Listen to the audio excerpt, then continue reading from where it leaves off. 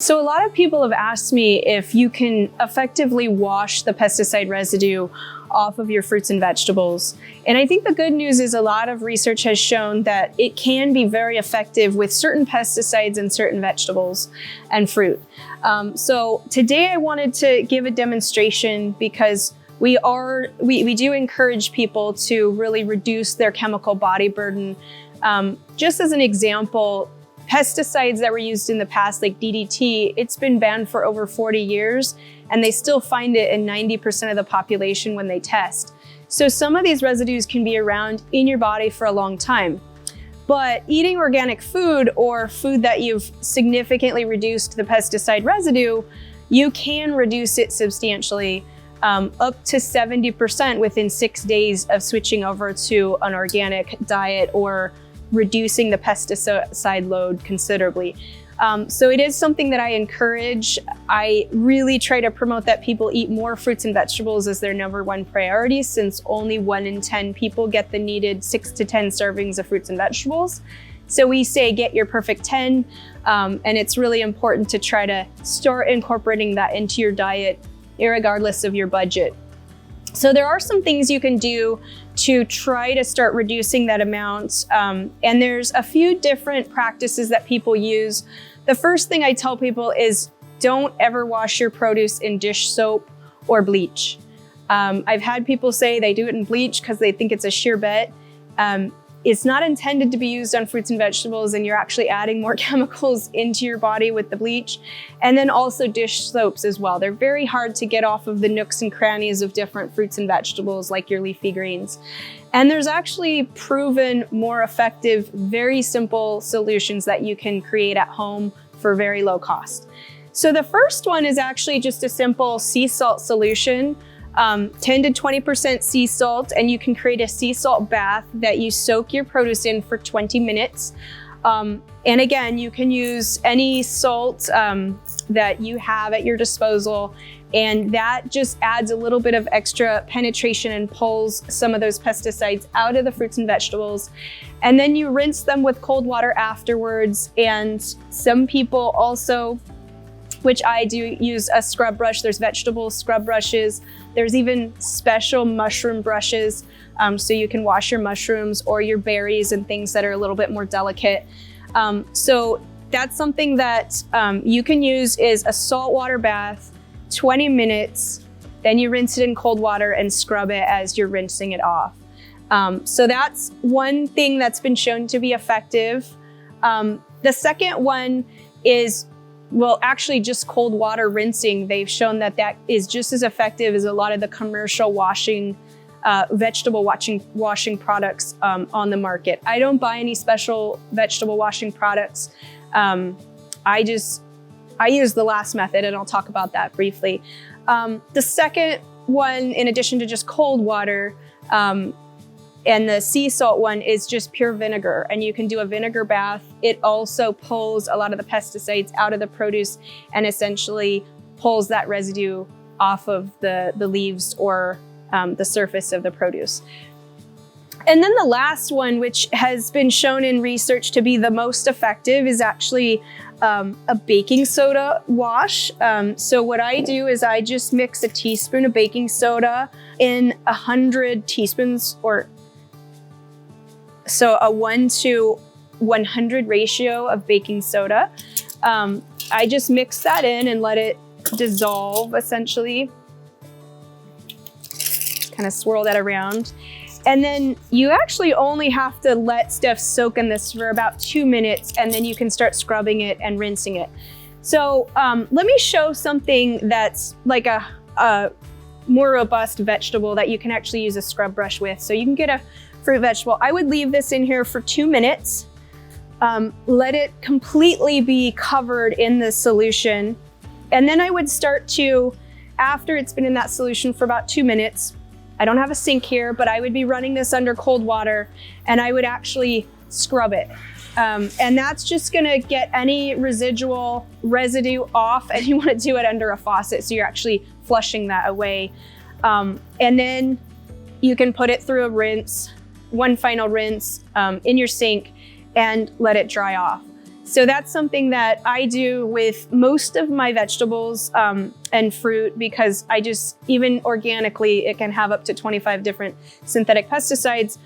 So I like to make sure that it's clean if I'm buying it and not producing it on my own farm. It's important as well. I encourage people to start understanding where their food is coming from, because a lot of people think local is better, which is great, but you should still ask your farmers and reach out even to your produce manager and ask them about some of these fruits and vegetables, and if they can explain to you what pesticides are used on them. It's just good to start becoming aware of where your food's coming from.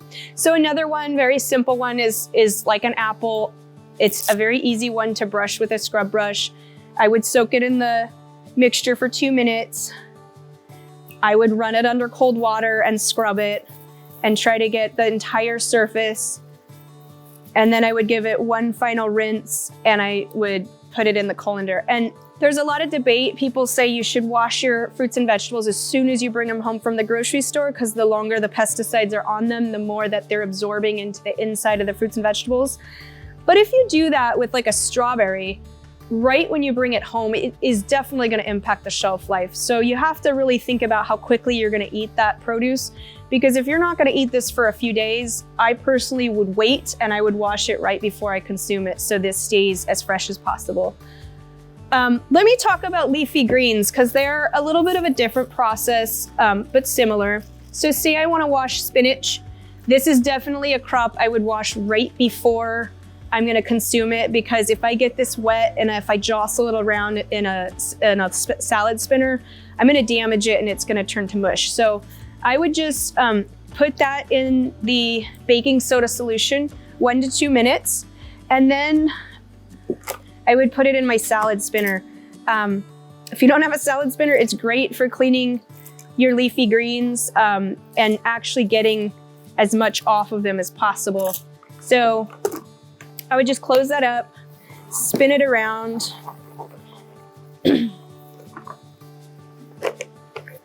You see it actually dries it out pretty good and gets most of that off of there. I would empty out the container, rinse it off really quick, give this a good rinse in the sink with cold water, and then I would put it back in and redo that process. And then I would put it in my colander to dry before I either put it in a salad or potentially put it back in the refrigerator. So that's something I would do with my kale. I would do it with all my leafy greens. If I had any chopped cabbage or anything, that's what I would do with the salad spinner. So definitely it's a little difficult if you don't have a salad spinner. I'm not a gadget person, but I have found that to be the most effective way to clean my leafy greens.